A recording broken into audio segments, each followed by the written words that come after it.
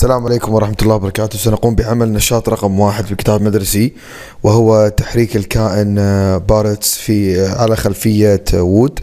أولا بالحذف الكائن الهر، ثم إضافة الخلفية وود من مجموعة خارجي،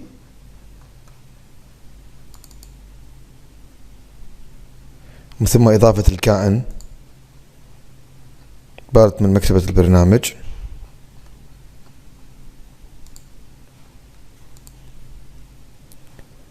المطلوب بالمشروع وهو تحريك الكائن بتغيير المظاهر يمينا ويسارا وارتداد عند الحافة. أولا عند الضغط على العلم الأخضر من لبنات التحكم كرر باستمرار. تحريك الكائن 10 خطوات.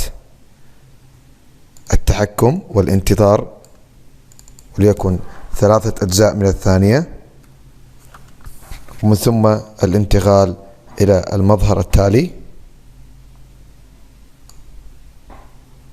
والارتداد عند الوصول الحركة من مجموعة لبنات الحركة، وجعل نمط الدوران يمينا ويسارا.